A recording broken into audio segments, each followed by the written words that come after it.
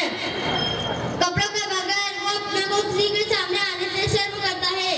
अल्लाह तबारक व तआला ने जब इंसानों को शर्म और हया की फितरत के साथ पैदा किया तो खुद उसने उसका इंतजाम भी किया है। कुरान में है, या बनी आदम क़द अंज़लना अलैकुम लिबासन युवारी सौआतिकुम वरीशा। ए आदम की औलाद, हमने तुम्हारे लिए लिबास नाज़िल किया है जो तुम्हारे जिस्म के उन हिस्सों को छुपा सके जिनका खुलना बुरा है और जो खुशनुमाई का जरिया भी है। लिबास का असल मकसद जिस्म को छुपाना है और साथ ही लिबास इंसान के लिए जीनत और खुशनुमाई का जरिया भी है।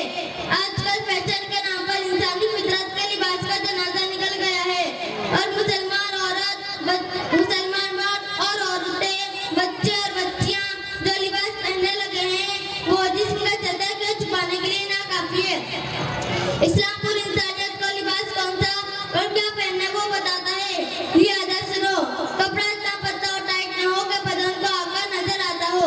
अफसोस मुसलमान मर्द और औरतों का लिबास इन शर्तों से बाहर जाता है। औरतें हदीस्तीन यानी कि हदीस्तीन का इतना पतला और छोटा कमीज पहनती है कि उनसे आसानी से उठ बैठ नहीं कर सकते।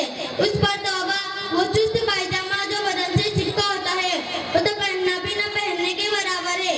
मेरी बहन, ये फैशन के नाम पर हुरियानियत की तरफ ले जाया जा रहा है। आप गौर करें, आपके घर कोई कलर करने आए हो या दीवार बनाने आए हो, काम अधूरा छोड़ दिया, आपने पूछने पर वो कहते हैं कि फैशन है, आप मान लोगे? नहीं, हरगिज़ नहीं। तो फिर फैशन के नाम पर लिबास की कमी कैसे बर्दाश्त करें?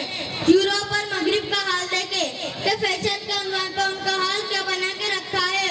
औरतें बराना होगी, ठीक उन्हीं के रास्ते पर हमें भी फैशन के नाम